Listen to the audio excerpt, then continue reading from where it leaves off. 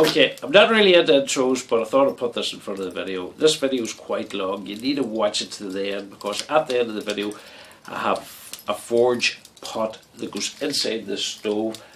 I use a blower to create more heat. The forge runs on charcoal, and I was quite impressed how it turned out. I know it needs a few modifications. I thought I'd put this intro because I want to ask you guys and girls out there, if you see anywhere I can improve, please leave the positive comment below. Maybe the next one I build, I'll add some of your ideas to it to see how it works. But in the meantime, keep watching. Hiya. Yeah. It's winter time and I'm going to have a project here which I didn't think I was going to have. I made this earlier in the year, done a video about it, and I cut the pipe here on this stove and brought it into the shade. And this is an old flue from a small stove I had a few years back, connected to that. And to be honest with you, the stove smoked more around the door, into the shed, smoked more actually on the late Bob Marley. And if you don't know who Bob Marley was, look him up on the World Wide Web. Yeah, you can see the smoke coming out of the top of the door. The door is, for starters, far too high. I've come to the conclusion I need a larger flue pipe. That's 100mm outside, 90 something on the inside, 94, 92, can't remember. So it's back to the drawing board. Was impressed with it, just didn't get 100% right. Just like some car manufacturers, they're making cars over 30 years and they're still not getting it right, but I'm not going to mention names. But anyway, I'm going to grab pen and paper, piece of cardboard, and I'm going to come up with an idea. I'm going to make another new stove for the shed. This is going to still be an outside burner. I might modify it and put a bigger flue pipe on it. Okay, first things first, we're going to have to take the top out of this gas cylinder. This gas cylinder is slightly bigger than the one I've used before. I think it should be okay for what I wanted to do, so I'm going to set the camera here in the tripod, or tripod should I say. Now we get her zoomed in where we want her to go. So, yeah, got myself a large shifting spanner. Going to put it here, turn her back to front. It's not just the easiest to get. Now this is going to take brute force fingers. Once you crack it, after that it should be pretty okay. So that's it starting to turn. Sometimes it takes a little bit more than that, but it works out pretty okay. I'll work the rest of this off. I have the garden hose the cylinder for the reason is just to get rid of all any smell of gas, residue, or whatever. I'll fill this full of water, tip her out a few times over the next week or so, and let it there. I don't want any smell of gas. As you know, you don't want a big bang. But I have another cylinder done around the shed a couple of months ago. I'm going to use it. Just thought I'd do this and show you how this is done. Right, back to my idea. Yeah, this is going to be a burner. The door is going to be substantially smaller. It's going to be approximately 300 mils. Still going for the ash dump down into the ash bucket at the bottom. Front of the burner at the door, going to put an air vent. Fire. Now, take a look at this here. Secondary burn. Been on spending too much time in the World Wide Web. Basically what it is a secondary burn above the wood burn fire. Seemingly now, by looking on the internet, the fumes still can be burned the second time. So we're going to bring an air vent in the back of the burner. The air is going to be heated with the fire here on the way up. And this hot air is going to come in through the top through a series of holes in the tube, causing secondary combustion. Hopefully it'll work. It's only an idea. I'm going to try it anyhow. The pipe will be there. It's not doing any harm if it doesn't work. Now up here, approximately roughly there at the burner, going to put a baffle plate. Baffle plate's going to cross the burner. There's going to say go up each side into the top chamber, and Again, if you see, I'm going to have a flue pipe going out at 135 degrees angle. It's going to go out through the wall at the side of my shade. So that's my idea. Now is the time to go and get a few bits and pieces and get going up. We'll start making a burner.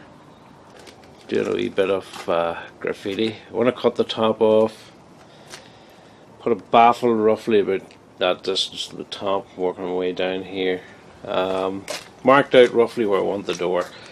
It's going to be 300mm square. Piece of cardboard, I'm going to put that around the edge of the cylinder.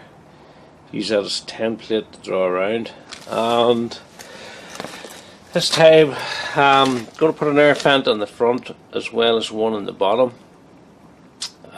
Just to see how it goes. So I'm going to put the camera down here and I'm going to throw this cylinder over on the side. Right, have my cardboard on and I want to roughly mark along the edges.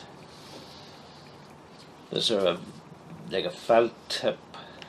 It's not a marker. It's like a writing pen. It's a very good fine edge.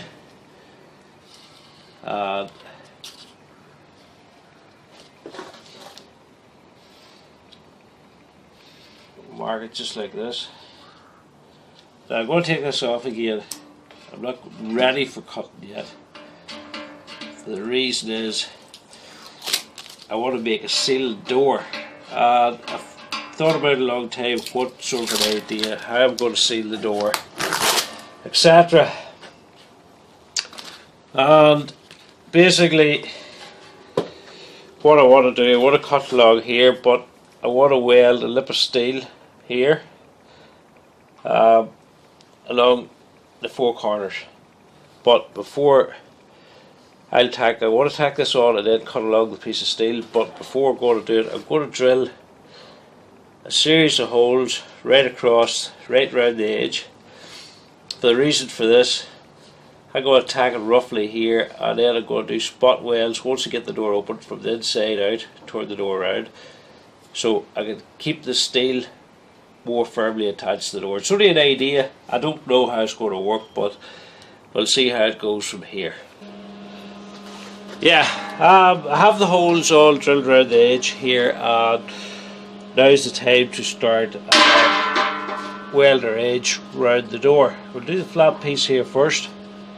From here inwards is going to be the door. We're going to do a cut along here and down here and down this side, but we'll put the two flat edges on first and we'll see how it goes from there. I'm not going to rush it because I haven't done anything like this. This is my idea of trying to make a ceiling door. I'm going to put a bar right around the edge, go to weld flat over here, and I'm going to put another smaller piece of bar along here, and in between here will be our rope seal, which will go right around the edge of the door and seal on the body of the gas cylinder. But first things first, we'll get the welder going here.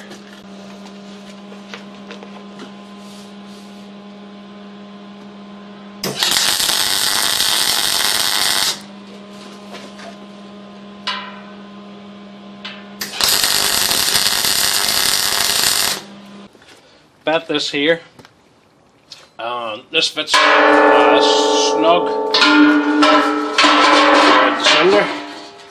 Going to nip it off here and here. Now I'm going to grab the camera and show you my method of benting this stuff. It's not easy, believe you me. I've had a few wee goes, had a few ideas, and this is, I'll show you my best idea yet. And yeah, out to the car trailer. I'm going to get a better picture of this. Brake disc. This brake disc is off a Range Rover Vogue. Wife's car. You wish. It is off a Range Rover Vogue, as far as I know. The disc is a little bit smaller than the disc underneath. The disc underneath actually is off a commercial trailer.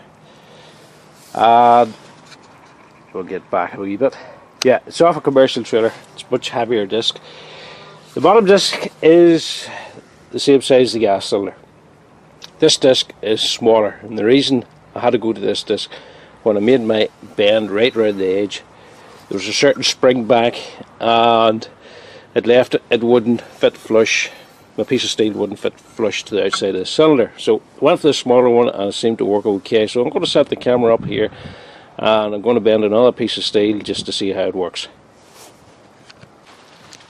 Got my bar, I've got it clamped. I know it's a big clamp, I haven't got a proper G-clamp, but this really works well. I'm going to follow the disc right round. That's how I'm getting my bend. It's near enough.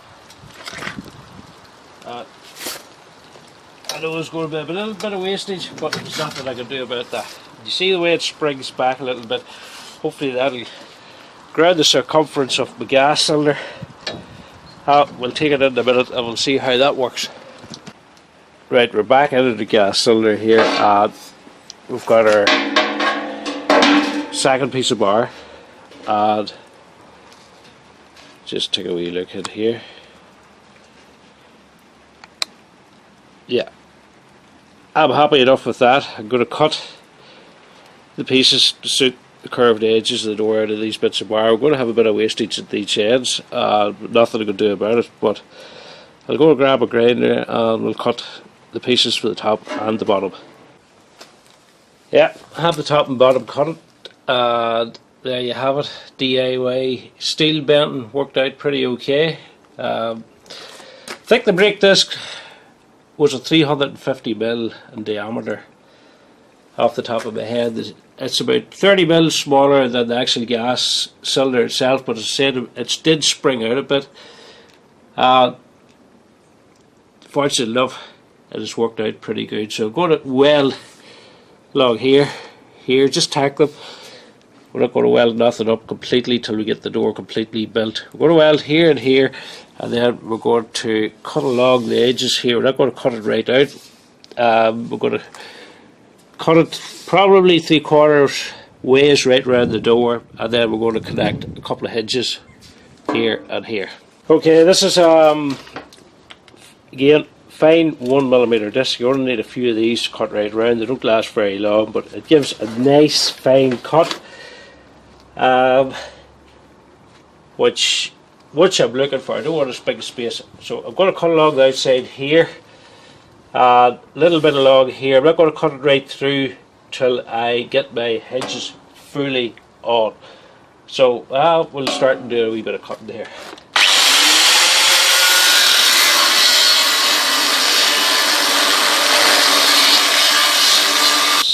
Piece of flat here is going to be the outer rim for the door. Just want to get that tapped into place. This one very tight bend, keeping the pressure on.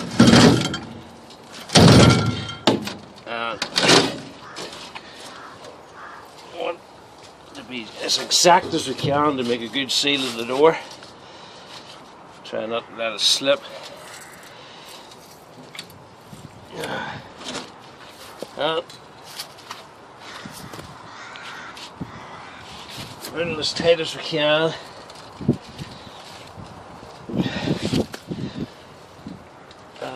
Hopefully we'll be fit to cut an edge out of that. That will, so see the way it springs back. Hopefully let's spring back too much. We want to get as tight to the rim of our gas cylinder as possible. Right, it's time to basically sort out a few hinges here now. This is the inner edge, is going to be welded to the door. This is going to be a lip on the outer side of my rope seal. The rope seal was going to go around the door here. This lip will go right around the door like this, and this will be welded to the outer lip, the seal going behind it, and this will be tacked along the door here, seam welded right round, and that's actually going to be my door edge. Now the problem is the hinges. I had to notch out a piece of steel to go over all this like that.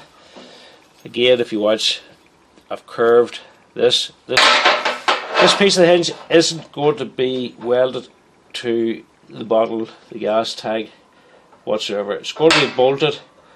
Reason for this, if I want to make a few adjustments to the door, or if I don't get the door exactly right, I'm going to add these by shims. I'm going to put 2 shims in each hinge.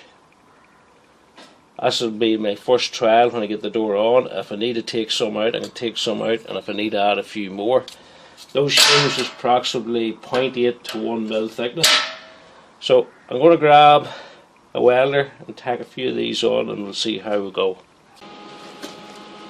Right, I have my 2 hinges roughly where I want to weld them on. I'm just going to tack them roughly a little bit on each side, so if I don't get the hinge right, I still can get in with the angle grinder and nip them off again. So I think I'm happy with this here now, so we're going to give them a wee zip up and we'll see how we go from there.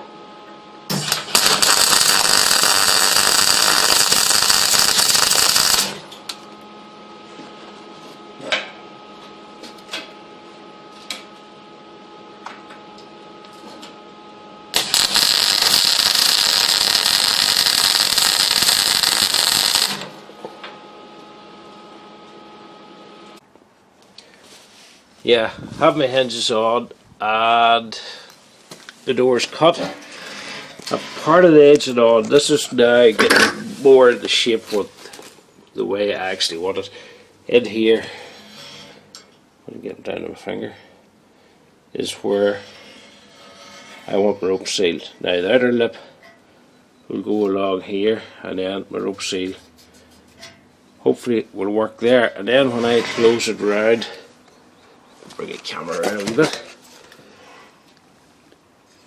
if I can only see what I'm doing, close it around, the rope seal will close along this top lip.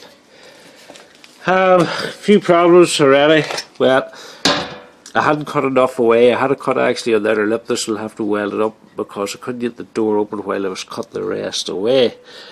My hinge pins, bolts, they're 8 mil. The hole is fractionally, it's too much movement, so I'm going to go for a 10 mil bolt eventually to tighten these up a wee bit, because the door is, you can see, it's hanging down a wee bit lower at it. So we're going to go for a bigger bolt, but in the meantime we'll go and get the rest of our steel.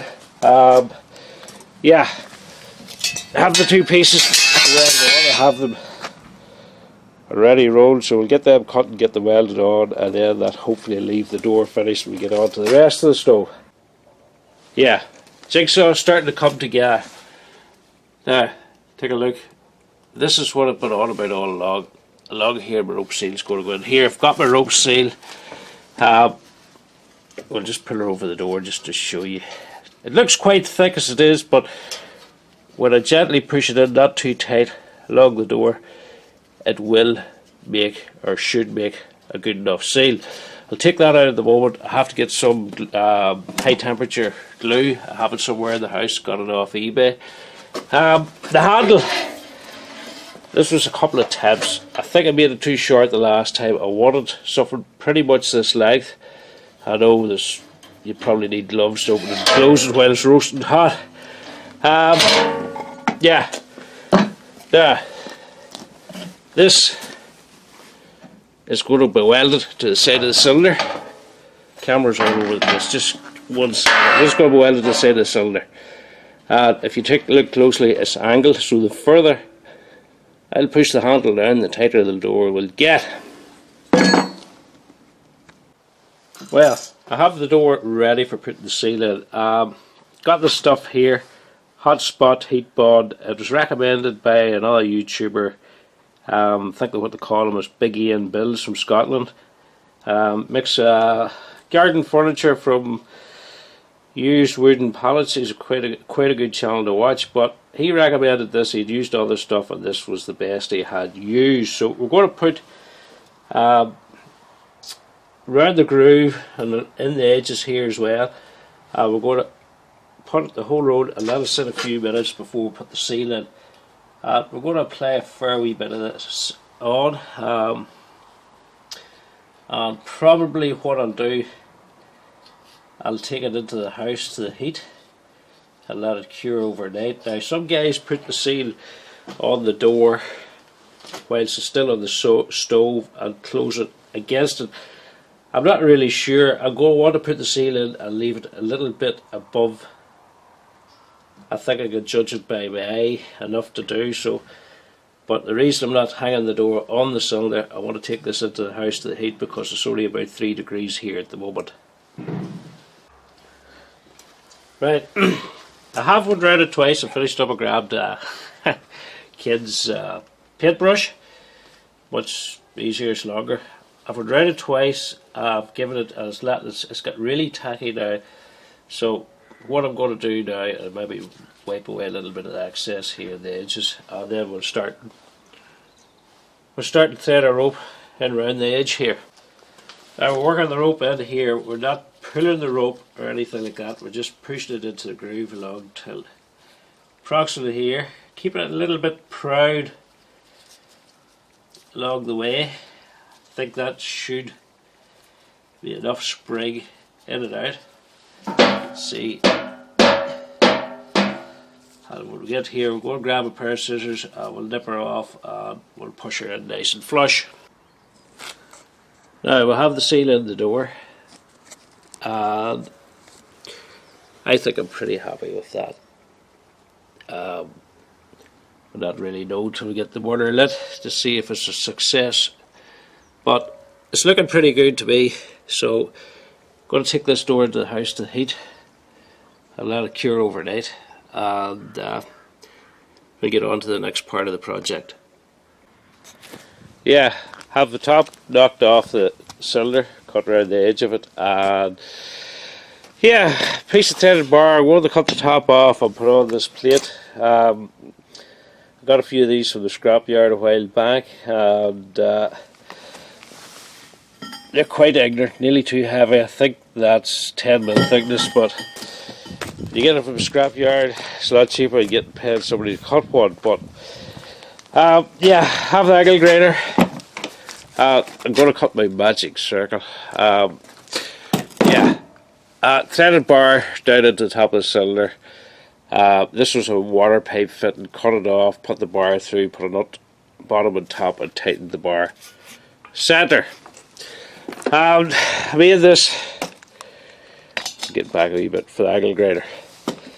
Screws into, this is an angle grinder with a 3-point handle system. Screws in there, welded that to this steel bushing. Just used that actually as a lever. This is going to go over the top of my threaded bar, and it goes down like this.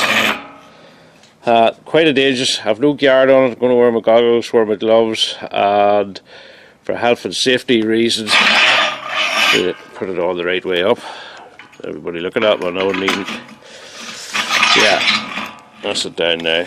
I had worked a little line around the cylinder here, but I'm going to have to go in about 3 or 4 millimeter on the safe side. I don't want to cut the hole too big, better a little bit small than too big. So this is my magic circle cutting machine. Health and safety warning, don't try this at home. Yeah, I'll set the camera up and then we'll cut this out.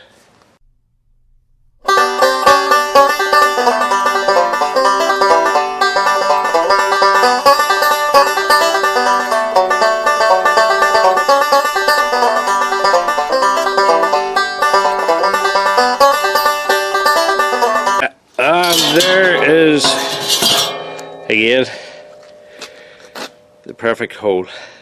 Tidy around the edges of the file, and that's ready for the hot plate. And yeah, what do you see? If I can see what I'm looking at. Bottom of the cylinder, I have the ash dump hole. I don't know if I can focus in the back of the cylinder. Get down. That's where my secondary boarding pipe is going to come in. So there's most of the holes cut. Still one to cut down in the front here, but we'll do it at the last. Okay, yeah. Made this is going to be my secondary board tube. This is going to draw cold air, oxygen in from the outside. As it travels up the back of the cylinder here, it'll heat up and it'll come out through these series of holes. Being honest now, I know absolutely nothing about secondary board, but I've been looking at a few photos, a few videos, and this is only an idea I'm putting together. If some of you guys know I'm going wrong here, please leave a comment down below. Show a bit of advice. Maybe you can take it out and change it at a later date. But this is what's going into the cylinder now. Made a harsh cut here, but I think I can fill that up with a welder. Okay. Now, there is my baffle plate, 245mm wide. It's going to go, get back far enough here, and up near the top of the cylinder, above my secondary boring pipe, and there's going to travel up each side and then through to the top and out through the chamber.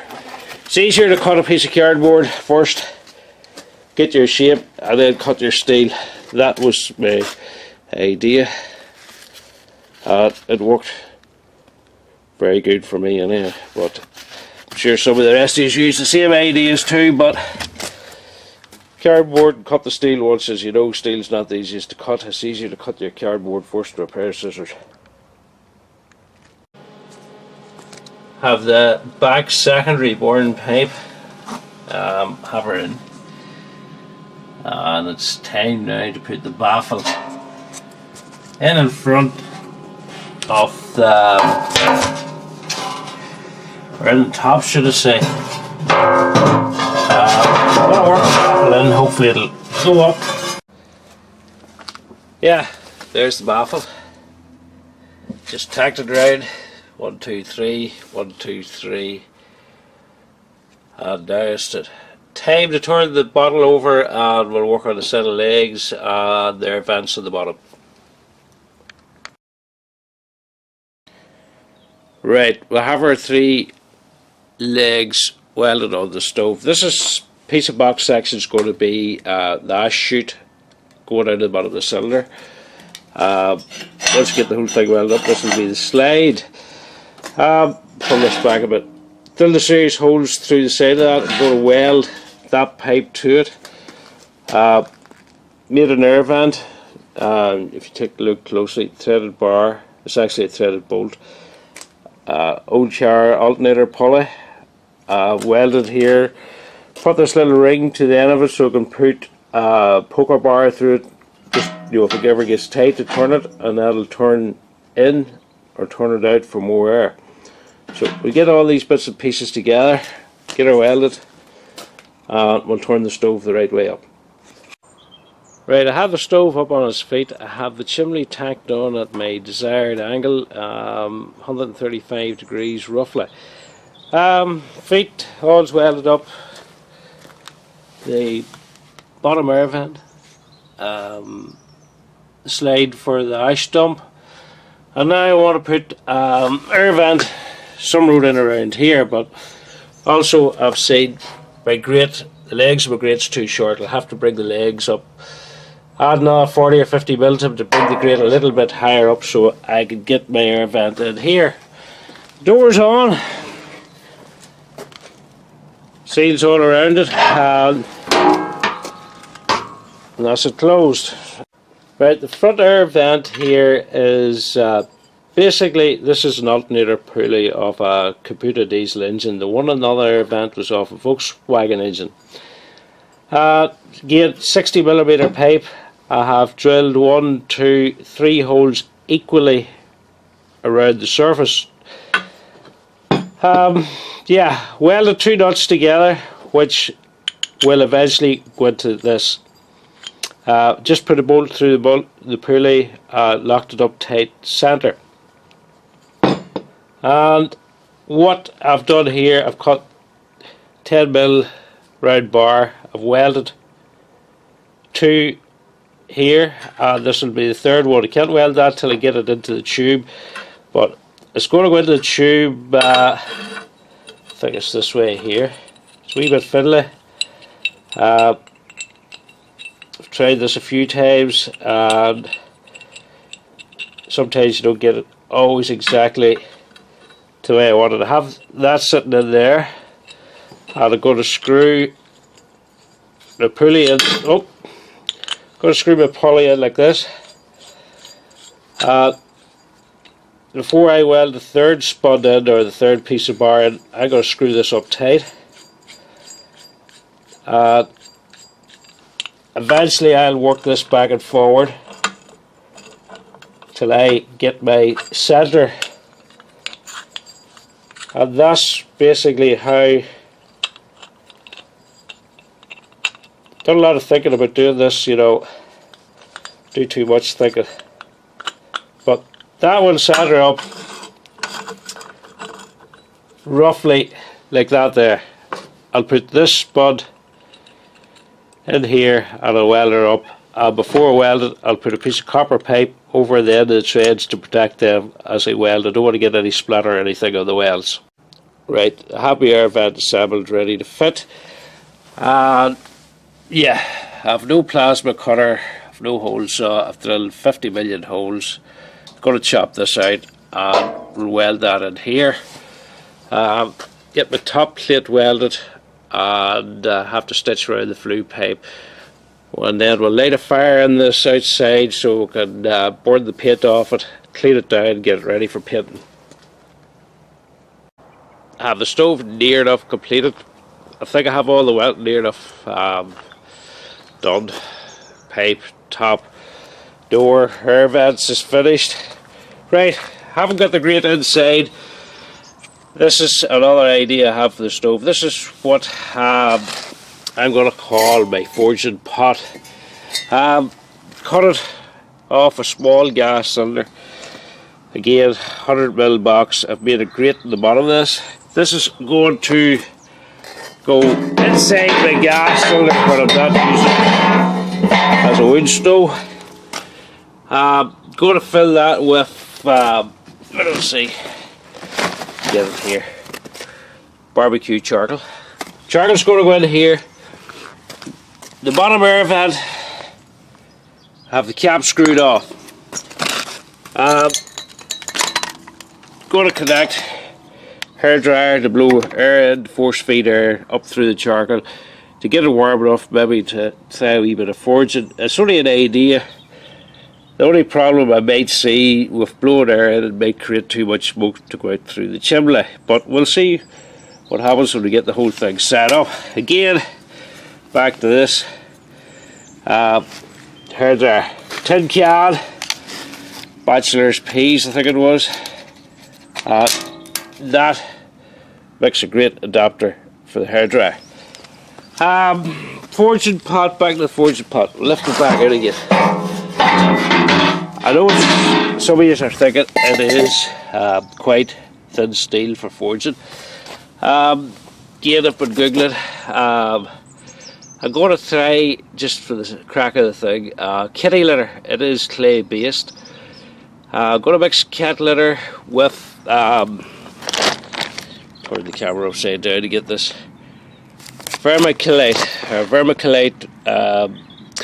essentialation that's used around the backs of fireplaces, down chimneys, things like that, between walls.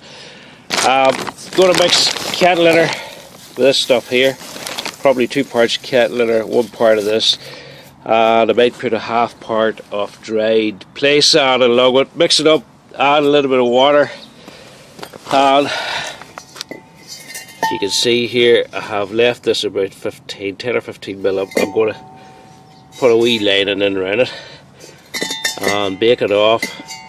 I'll see if it works. If it doesn't work, no harm done. It's the same with the whole idea with the forge. I'm going to set it in and try it. So at the moment we're going to get a fire lit inside the stove here and burn the excess paint off, and we'll keep moving on.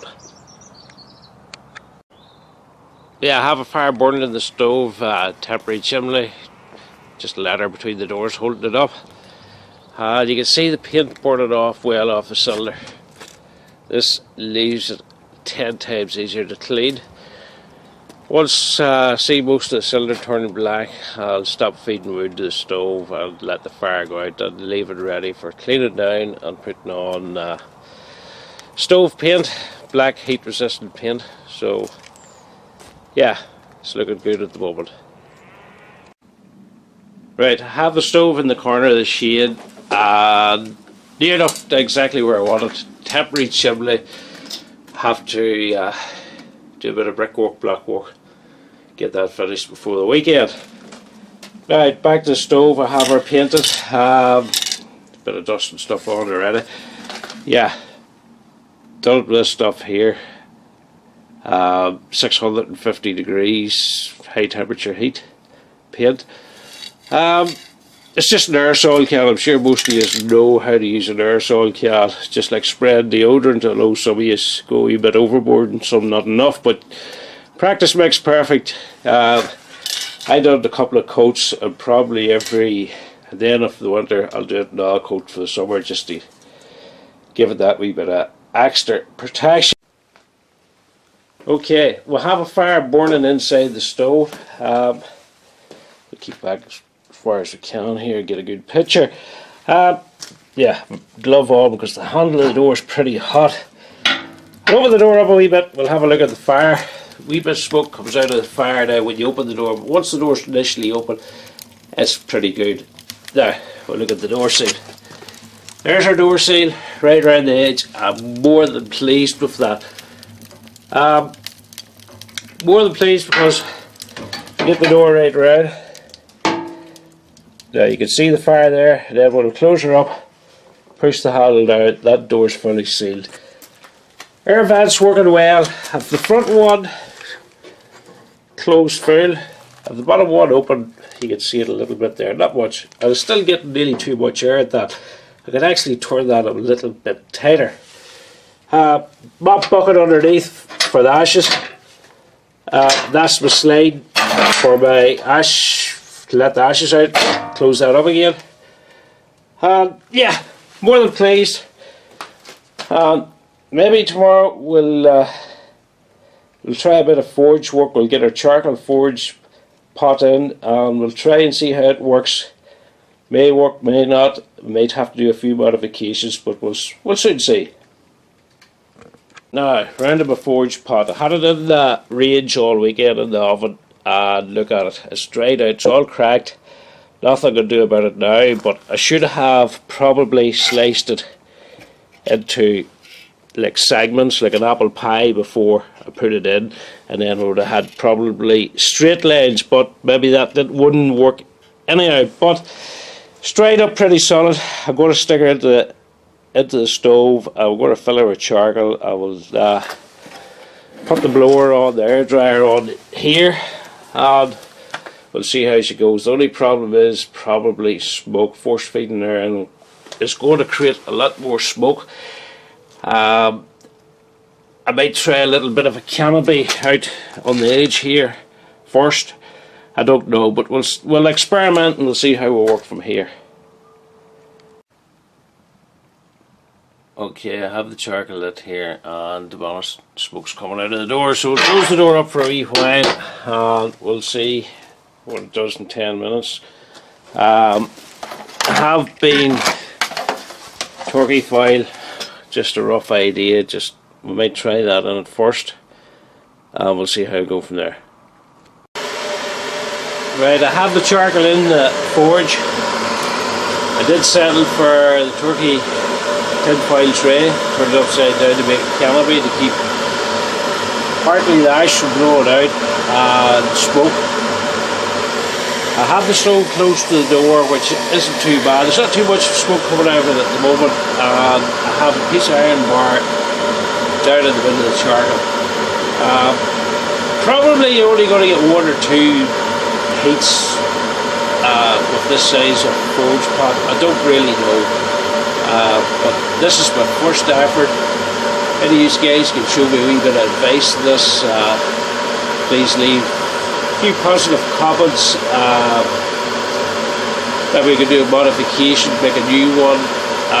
But as I said, this is my first attempt. At the moment, I'm quite happy what's going on.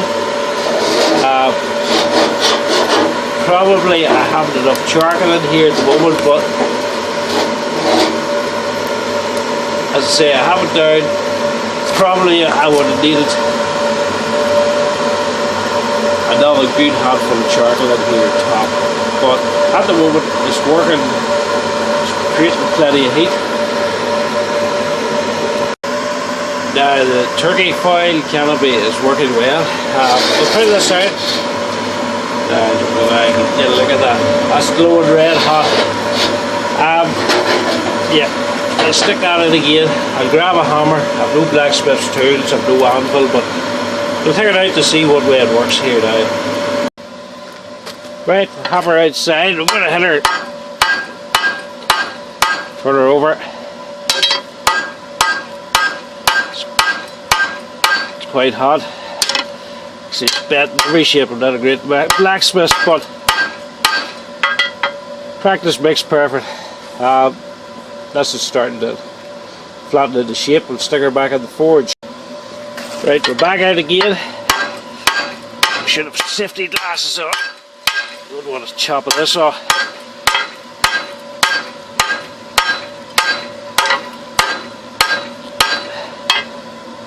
Cast iron break this. Right, there you have it.